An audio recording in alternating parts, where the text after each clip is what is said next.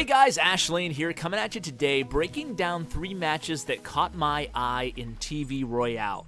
Now, the reason I want to do this is not only just to watch these great replays between some of the top players in the entire game, but also to glean some strategy information, some tips, and hopefully bring it to your decks, or at least your gameplay. Pick up on some solid combinations, on some good counter spots, and you can also see the meta in exactly where to drop your troops defensively and offensively and what combinations work best. So let's hop right into it here.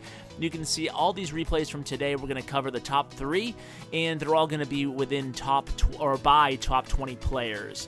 So on the first one here, it's going to be Rye versus Pfeiffer, we'll call him. And you can see they're both playing somewhat similar decks. They both have both of the princes in the deck.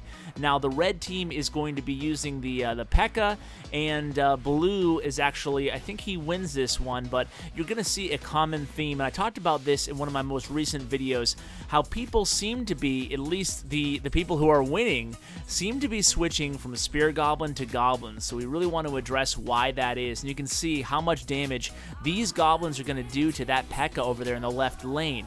So at this point here, Rye's kind of reloading. He's going to be the winner, so let's watch the game from his vantage point here. Using the Baby Dragon, both players using the Baby Dragon. I'll tell you what, guys, Baby Dragon is absolutely dominating even as much as the Dark Prince in the leaderboard in the top players. So I'd highly recommend using the Baby Dragon and learning how to use the Baby Dragon. I see some people trying to use Baby Dragons and not knowing exactly how effective they can be, what the best way to use them is, and then they give up on them. So we're going to talk a little bit about the best way to use them, and that is basically as an air tank. Picture them as a flying giant, if you will. Obviously not as much hit points, but they're certainly that effective, and they don't target the defensive units, but they're really high on hit points. They should be used as a tank, and obviously they have the benefit of the splash damage as well. So you can see Rye's going to go ahead and hit hard on the right tower here. He's going to have to battle against another P.E.K.K.A, but you can see that the P.E.K.K.A actually does a good job on defense in this case, and he uses the princess from the far side. So now we have the princess in the left lane. In the right lane, we have Spear Goblins and a P.E.K.K.A. Let's see how Rye counters this. He's going to go ahead and drop Barbarians, I believe. He does drop the Barbarians just to stop that P.E.K.K.A, and then the Barbarians will provide enough cover for that Wizard to readjust her targeting onto the oncoming Baby Dragon and Dark Prince there, and then he plays a Baby Dragon of his own. The Baby Dragon, this is what I'm talking about, is going to lead the way, tanking right now, provide a little bit of cover for that Prince, and of course, the Prince just barely doesn't. Does he get to the tower? He does. Nice free spell there. He gets a few hits on that right tower, and I'll tell you what, Rye has great freeze timing here, and you're going to see that in the next replay too. Actually, it's going to be him, and it's going to be using the same deck, only he loses, so I think that will provide a valuable opportunity to look at the strengths and weaknesses on the same deck. So now there's going to be Barbarians countering that Dark Prince, and at this point, with only 10 seconds left in the match, or give or take, it's going to be over. There's no way that that Red is going to be able to take down either of those towers. He did a good job at spreading the damage evenly, defending, and also getting those offensive surges in. So a nice 1-0 victory, and hopefully you guys learned a thing or two between the combinations you used and how he used those cards in that deck in particular on defense. I think that was the valuable takeaway from that first replay. Let's go ahead and go into the second replay here. Where is it? It is Rye again. Like I said, this time he loses. Let's go ahead. He is playing that guy. So we'll continue referring to them as red and blue. So this time he's going to go against the Mortar deck. Boy, do I hate the Mortar decks. I don't know. There's only one thing worse than an Expo taking down your tower, and that is a Mortar taking down your tower. But hey, I guess you can't complain. It's part of the game. So let's go ahead and see how Rye tries to counter this deck and fails. So he's playing the defensive units. He also has the cannon. You often see the cannon played in the same deck as the Mortar. Don't see a lot of Zap in combination with the Mortar deck. So let's see how he uses the Zap. Obviously opting to use Zap instead of the arrows or Fireball here. Rye does have the arrows on his end, though. So at this point, still kind of trading blows here. We're in the discovery phase of this match, meaning that the first minute is really the discovery phase. You don't want to really unleash all your cards, all your combinations right out the bat, because then the enemy will have a chance to pre-plan how to defend them later on. So you can see it's a full 1 minute in until you see the first Mortar placed on the map by Red there. But it was actually bad timing there. The Baby Dragon does fairly well against the Mortar. mortars, and at the very least it provides a nice meat shield while your other troops target that mortar and get it down. But you can see 3 elixir pumps, and that is probably going to be the difference between this match.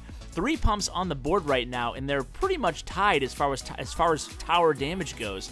So huge advantage for red right now. It's really going to be tough for blue to go ahead and mount a comeback there. He's trying the 2 prince combination, starting them way back on the map, but you can see the red goes ahead and counters with the minion horde there. Minion horde very effective against both of the princes. Minion horde effective against Hog, Prince, and Dark Prince, so keep that in mind there.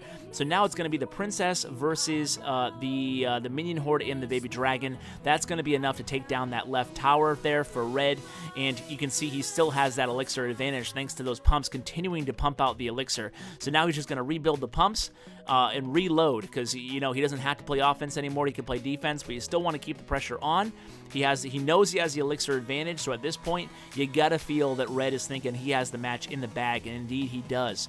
So you can see just taking his time here, taking his time defending. Minion horde, like I said, great against both princes. They really bleed through those units really quickly, so obviously very susceptible to a zap spell or arrows, the minion horde rather, but they're very effective if your opponent does not have a counter up on the board for them, especially defensively, because it takes so long for those arrows to travel. That's one of the benefits to zap. It's instantaneous. There's no traveling on that direct damage. So another mortar on the board right now for red, and you can see Rai is just at this point, he's kind of struggling, trying to mount an offense there in the left lane, but the mortar is actually doing a lot of damage to his right tower. So even though he comes close to getting that tower down on the left, just not going to be enough. And even if he did, he would still be facing that elixir disadvantage the entire match. So well played on red's part there, and A goes down. So let's go ahead and go to the third match I have outlined here today. It is going to be Sonesta versus Twitch TV. So we're going to go ahead and watch this match. This is different decks now. We're going to watch from the vantage point of blue. I like watching from the home team's perspective, pretend we're him, but we get to look at the opposing player's cards and elixir, obviously, on the replay. So he's going to start out with the P.E.K.K.A. way back in the lower right-hand corner. Going to go ahead and see what he plays next. It's going to be the lightning spell. Great usage of the lightning spell there. If you can use the lightning spell to take some damage off a tower and take out a 4 or more elixir cost card, it's a win. So a witch, a wizard, or a musketeer, namely, will be very susceptible to a lightning spell. So now we have the P.E.K.K.A. versus P.E.K.K.A. crime here. Please, guys, stop P.E.K.K.A. versus P.E.K.K.A. crime. Has to end. It's getting to be enough is enough at this point. So a baby dragon played on the board. Sorry, I really cracked myself up there. We have Spirit Goblins defending against that Prince's Charge. Prince's Charge so strong that it's important to stop it at all costs. When a Prince gets on your tower, it's really devastating. Sometimes a Prince all by himself can take down an entire tower, so certainly be careful of that. So Sonesta at this point is full elixir. What is he or she going to play at this point? He has the Goblins selected. Plays Goblins. I would have played a Musketeer at that point. I would have played the Musketeer way back behind the tower. Instead, he comes back with the Baby Dragon, and he's going against a P.E.K.K.A. here, so he has to have that in the back of his mind. Maybe that's why he didn't play the Musketeer. He was ready for that lightning spell. There comes the Musketeer, so maybe that was actually a good play by Sonesta, not a bad one. So it's going to be, again, a P.E.K.K.A. versus P.E.K.K.A. crime. I tell you guys, enough is enough at this point. Enough is enough. So Spirit Goblins played in the center of the map, helps take down the opposing P.E.K.K.A. by red. Musketeer is going to come through as well. He wants to get that P.E.K.K.A. to that tower. He's not going to have enough hit points to do so, though, so it's going to be, at this point, just a Musketeer versus a Baby Dragon and some Spirit Goblins.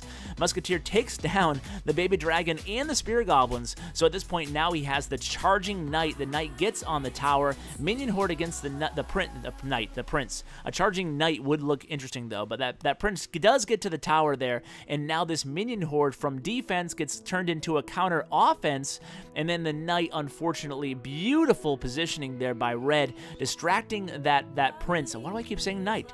Distracting that Prince, but the Prince eventually does get to the tower, so now we are neck and neck over here with 30 seconds left in the match. Baby Dragon countering along with the P.E.K.K.A. P.E.K.K.A.'s going to do a great job defensively against that Prince, so now we have a Baby Dragon and a P.E.K.K.A. coming in strong. It's going to be very hard, very hard for red to counter this offensive right here. He's backing it up with some Spirit Goblins. Spirit Goblins are going to slowly help bleed away at that P.E.K.K.A. He uses a lightning on the tower, but oh no, it's another counter-offensive, this time with the minion horde trying to shut them down. The minion horde so effective, gets through the baby dragon, gets through the P.E.K.K.A., and now the minion horde as well as that musketeer are going to be the coup de grace here. They're going to take down that right tower, and XSCWX on Twitch picks up the victory. So guys, I hope you enjoyed this as much as I did. It's been a pleasure recapping some of the top players matches from TV Royale. Guys, thank you so much, and as always, take care.